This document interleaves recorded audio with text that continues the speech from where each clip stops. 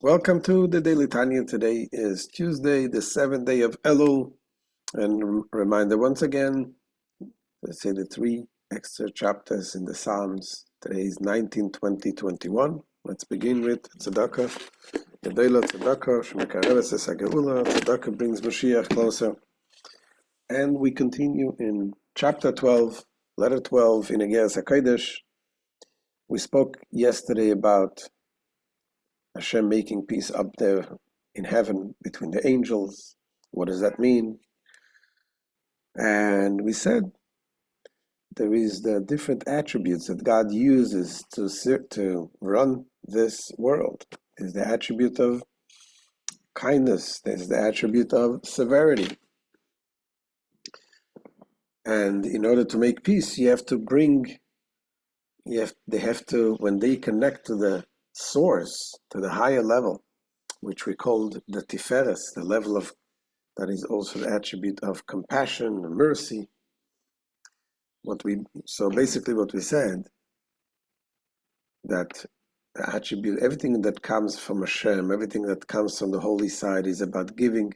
So when we're saying that there's an attribute of severity, judgment, it's not about not giving, but it's about limiting the giving and contracting the giving to the point that only those who deserve receive, those who are qualified to receive.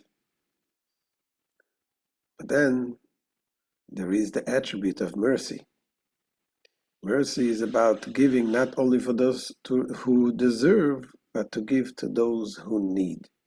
That comes from a higher level of godliness that is above these limited attributes of chesed and gevurah, and that is the attribute of rachamim. The Rebbe now goes on to explain this attribute that we need to arouse, to make peace above, to bring Hashem's holy energy coming down into this world. It's called the Sarusa de la Ela. It's an awakening from above. We trigger that awakening from above through a similar action down here. So that connects with what the Alter Rebbe said in the beginning of the letter, that Maaseh Tzedakah, the action of Tzedakah, brings peace. So the action of Tzedakah is when a person acts in a similar way with your own attributes. You use the compassion that you have to be compassionate to someone who does not have, and to give them regardless whether they deserve or not. That triggers a corresponding reaction above, that this level of rachamim, level of, we said it's the level of tiferes, the level of the beauty that combines both attributes by revealing something from above. So that happens through the action of tzedakah, when you give with compassion to those who do not have. But Rebbe goes on to say also that this is something that is connected with the study of the Torah. Studying of Torah, you're also making peace in the higher world and in the lower world, as we'll see in a minute. Let's see inside. This is the Alter Rebbe. V'hine, Isarusa de la'ela, la'oire giloi, ha'ore rabbe v'ashpah atzuma anizkeres la'el me'oire seif baruch hu. Now, the arousal from above that elicits a manifestation of this great illumination, an immense diffusion from the infinite Ein Sof light, lasois shalom haniska la'el, in order to bring about the above mentioned peace. Now we say we need to make peace, or say shalom bimromav, between the attribute of kindness and attribute of restriction, by revealing a higher level, their source. How is this happening? How is this arousal above happening? It is affected by an arousal from below, by the act of charity. Ashpoas chaim chen v'chesed v'rachamim leman deles lemigamei klum. And by the benevolent bestowal by one man to another of life, graciousness, kindness, and compassion to he who has nothing of his own. Thereby to revive the spirit of the lowly and to revive the heart of the downcast. So when you give, you can give it with a smile, you can give with words also to encouraging the people to revive the spirit, to make them feel good, not to make them feel like losers that they don't have. So when you do this, you're acting with your compassion. There's a verse, it says, Hashem will give you compassion and he will be compassionate on you. What does that mean? Rabbi Steinsaltz brings it and explains that this is exactly what it means, that Hashem gives us the attribute of compassion. And when we use that compassion, this is how we trigger God's compassion on us. That's the way the system works. Continues the Alter Rebbe. Now, to make peace above and below, it is done through the tzedakah. It is also done through studying Torah.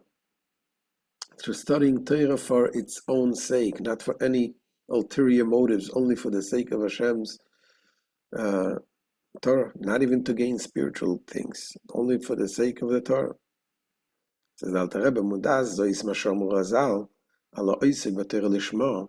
It is well known that our sages of blessed memory said of a person who engages in the study of the Torah for its own sake, meisim sholem befamalia shel maila ubefamalia shel mata, that he makes peace within the heavenly retinue and within the terrestrial retinue. The heavenly familia is a retinue, an entourage, a group. There is the heavenly group and there is the terrestrial group. What does that mean? So he explains. Familia shel maila ein masorim v'amidas aniskaras le'el. The heavenly retinue comprises the above-mentioned princes and attributes. For these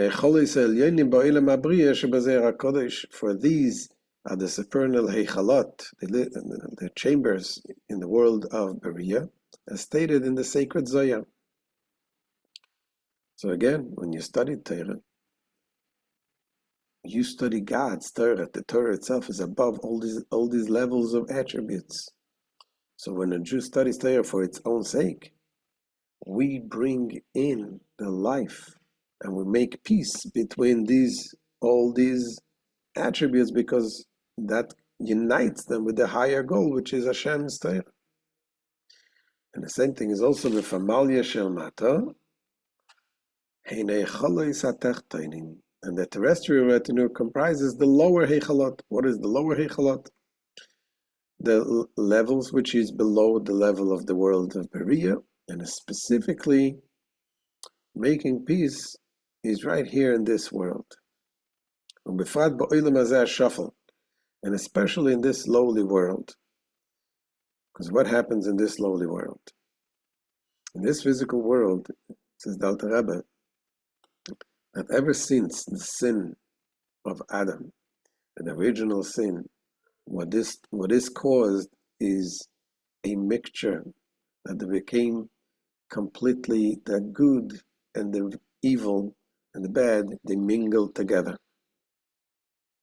And which is basically that before then there was a choice to make between good and evil. After the sin, the choice is to determine what is good and what is evil. Because there is no good that doesn't have evil in it, and there is no evil that doesn't have some good in it also. So even the wicked ones, when they do things they have some good in them, and we need to know how to separate them. So ultimately, what will make peace is when we elevate the good from within the evil, and the evil becomes nullified. Says the Alter Rebbe, and this world, this lowly world, which since the sin of Adam is mingled of good and evil, as a result of Adam's sin, there is no good in this world without evil, and no evil without good. Now the evil rules over the good. Here in this world, the evil rules. You see, all you want is your selfish things. Everybody wants to be selfish.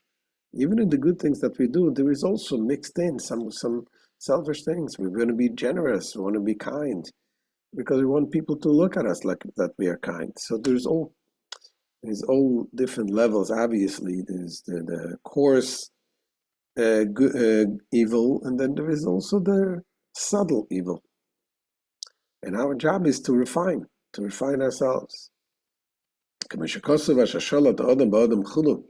As it is written, while man rules over men, meaning the man of the wickedness, representing the forces of the Klippa, rules over the man of holiness and harm him too, as the verse concludes.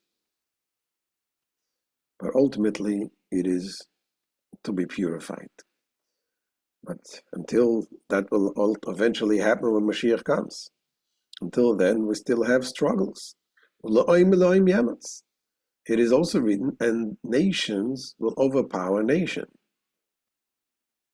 As the balance of powers fluctuates between the forces of good and forces of evil. This is empirically evident with a terrestrial man, who is called a microcosm,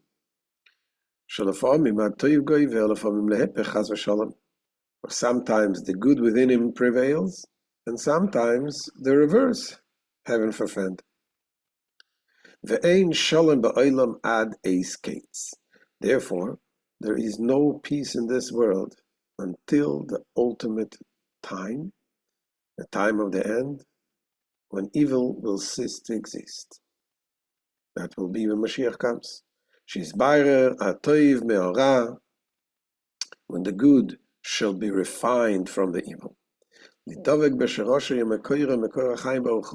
In order to cleave to its root and source, the divine source of life.